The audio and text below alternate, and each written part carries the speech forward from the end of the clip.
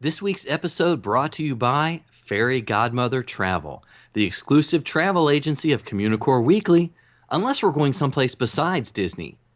Actually, who would go anywhere besides Disney? Communicore Weekly. Come on and get geeky. We bob around boats and five-legged goats. Communicore Weekly. You might catch some freaking. You waited all week. I'm sure you already know that it's the greatest online show.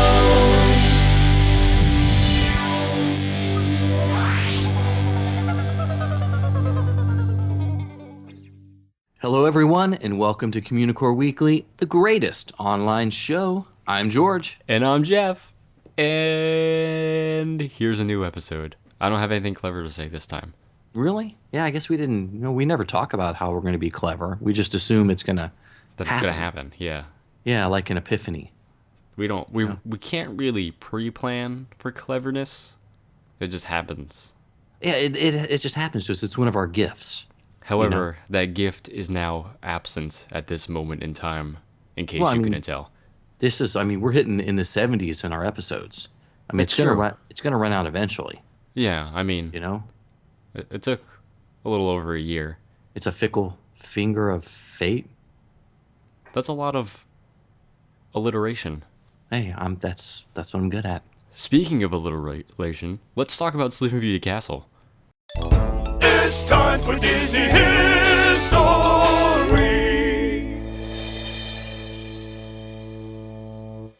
So George, how would you like to spend a night inside Sleeping Beauty Castle?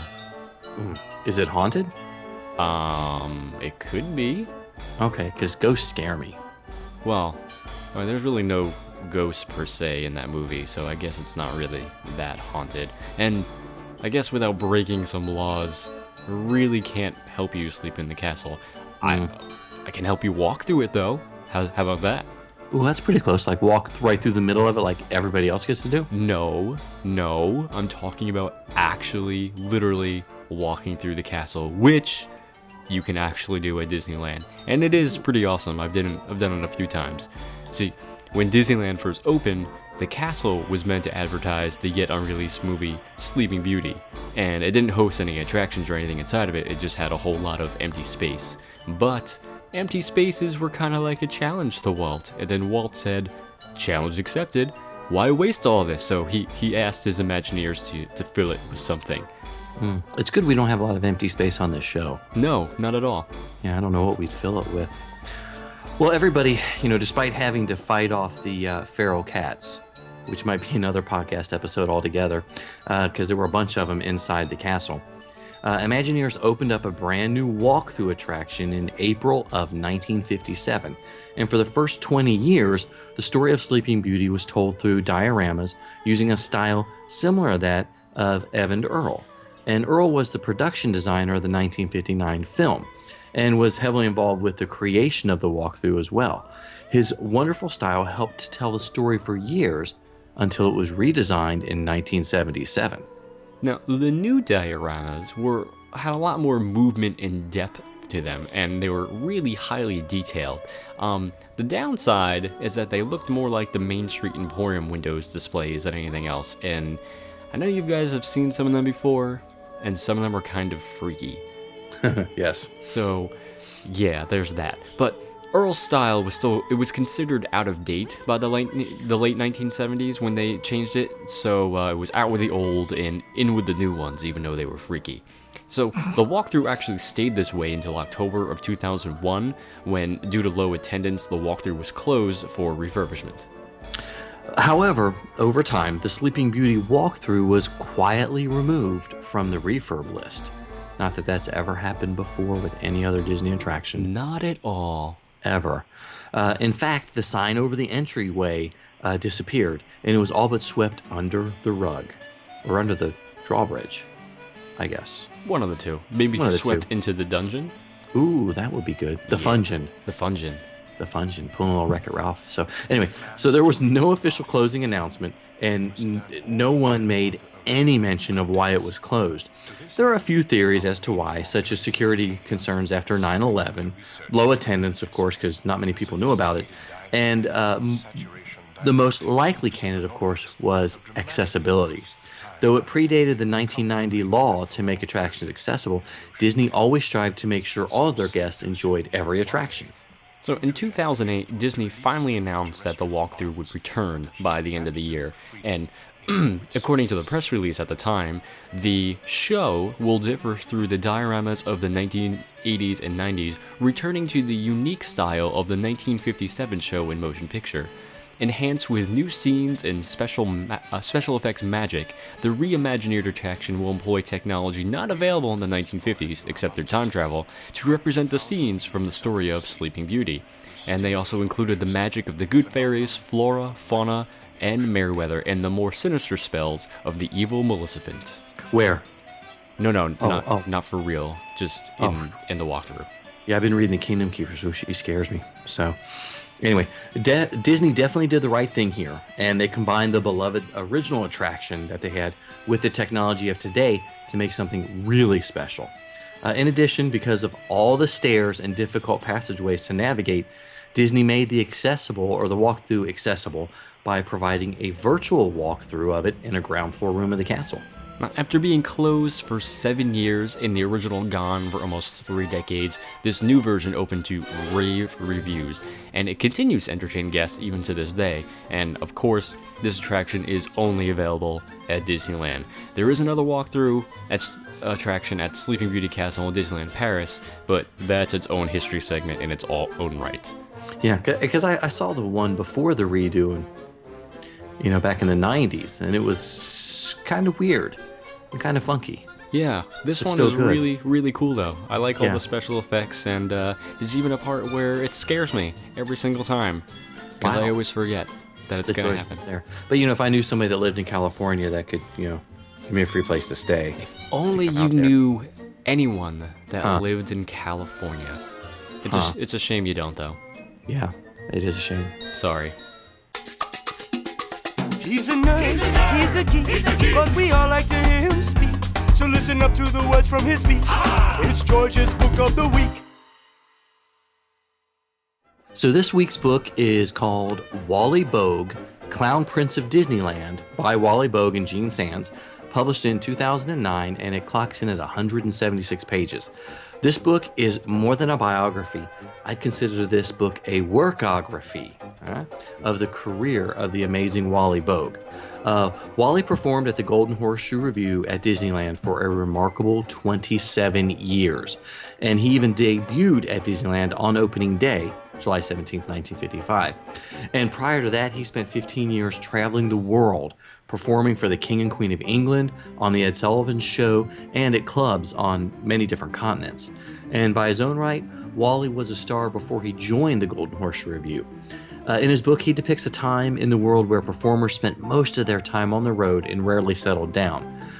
Thank goodness his 2-week contract at Disneyland lasted for more than 27 years. That's a long 2 weeks. That's a long 2 weeks. Hope he got paid for some of it. But you do get a good idea of how much work went into the life of a comedic artist that also incorporated dancing, singing, and making balloon animals. So Clown Prince chronicles Wally's life from his birth in 1920 to the publication of the book. And along the way, we meet family members, cherished performers, friends, Walt Disney, and other important people in Wally's life. And the book is more than a memoir. It's a scrapbook of a very, very talented artist.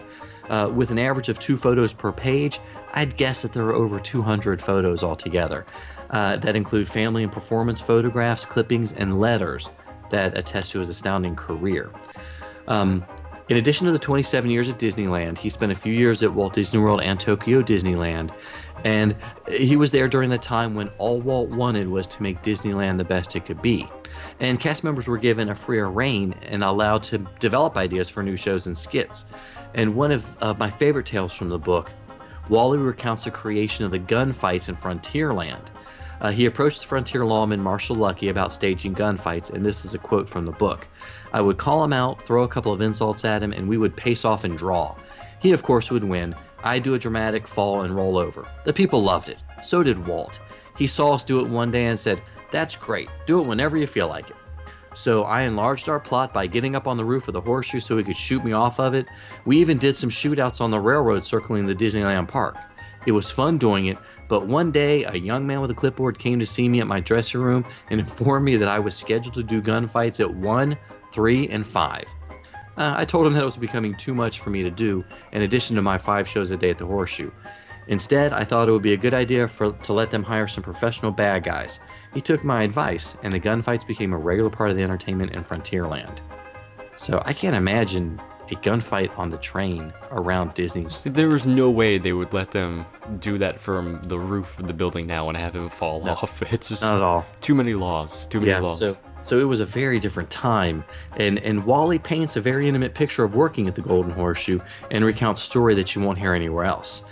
In addition, Wally can still be heard today as the voice of Jose at the Enchanted Tiki Room, and as the voice of the voice in the Toucan and the Parrot show, the electronic utility show on the Walt Disney and the 1964 World's Fair CD set.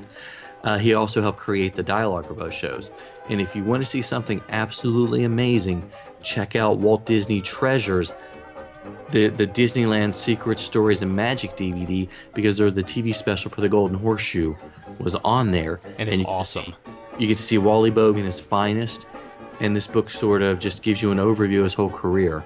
But if you get the opportunity, check out that DVD. And this book is called Wally Boag, the Clown Prince of Disneyland. Yum, yum, yum, yum. If you want to get to know your food, you gotta have a food report.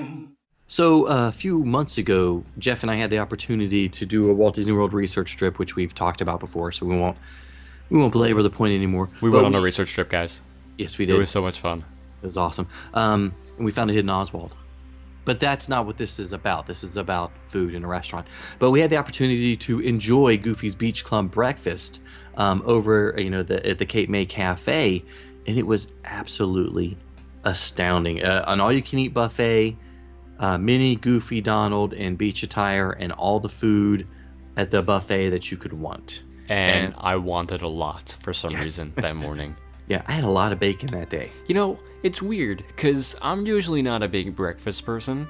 Maybe like something small, like a bagel. But whenever I go to a buffet for breakfast, I feel like I need to get everything possible that I can. So I usually go a little overboard. Yeah. And I went overboard, but it was all so good. Oh, that's what we do. It's, as we mentioned, it's a buffet, so they've got it's your traditional, walk up and I spy what you want to eat and grab some of it and then see somebody else's plate and where was that? How do I get some of that? Yeah. There was a lot of that going around. Food was well done. I mean, they had scrambled eggs, sausage, bacon, breakfast potatoes, which is awesome, and breakfast pizza. Yeah. Hello. I'm on board with that. Yeah, breakfast pizza is fantastic.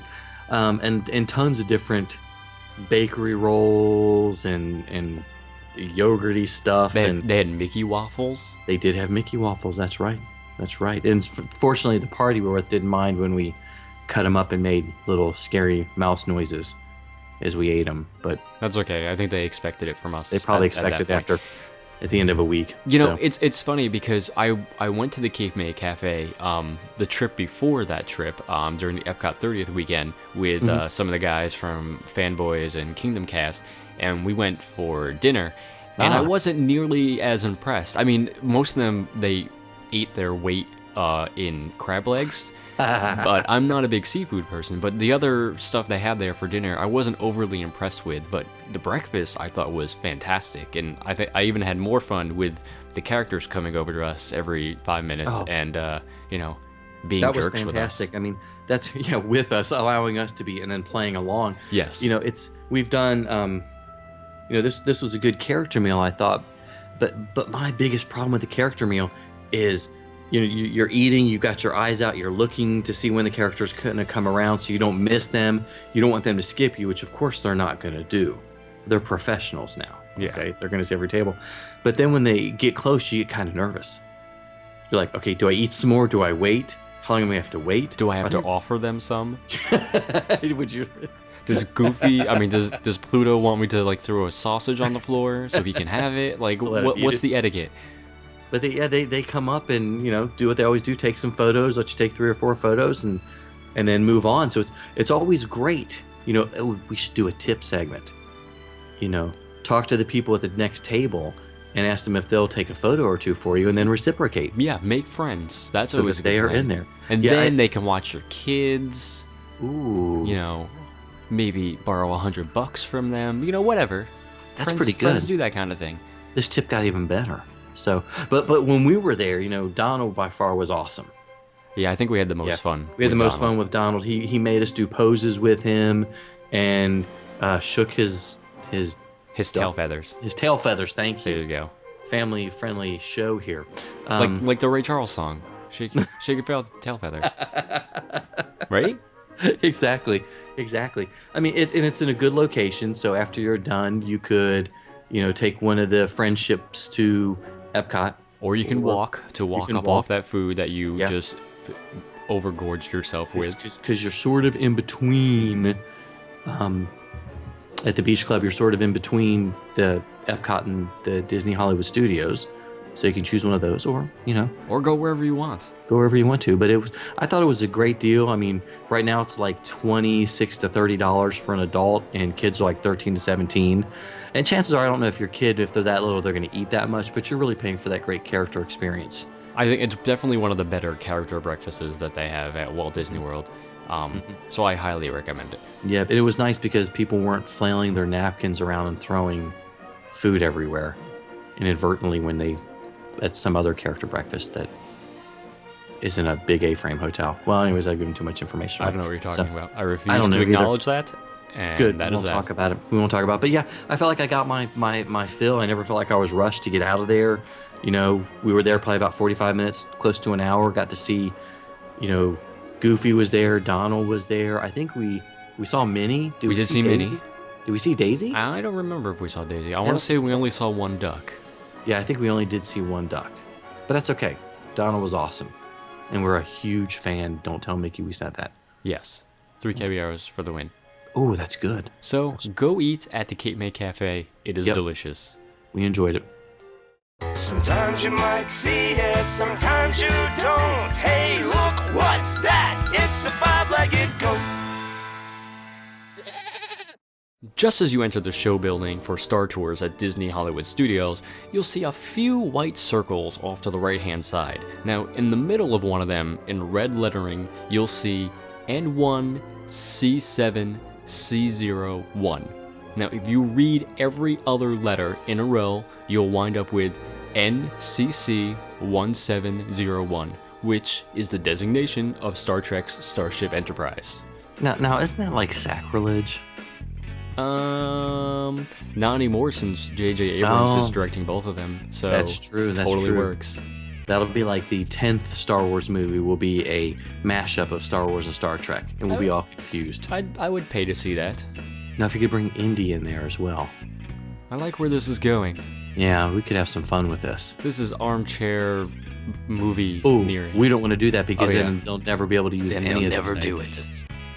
Well, Or okay, then disregard all that. Yeah, don't pay any attention. But we would like to say thank you so much for watching, listening, and absorbing. Be sure to leave us a comment and rate us on iTunes. Yep, multiple times, please. Not that that's cheating. No. Not at No, all. it's fair game. It's Fair definitely game. fair game. Fair And game. podcast and war or something. I guess in war and Sure. hand grenades. I don't know. Something like that. So email us anytime at communicoreweekly@gmail.com. Funny stories, bathroom photos. Well, never mind. You know the bathroom photos we like. Exactly. You can also like us on the Facebook at facebook.com/Communicore Weekly. Yep. And always follow us on Twitter. I'm at ImagineNerding and he's at Jeff Heimbuck. And for Jeff Heimbuck, I'm George Taylor. And for George Taylor, I'm Jeff Heibuck. Thanks so much for listening. We'll see you next time on Communicore Weekly, the greatest online show.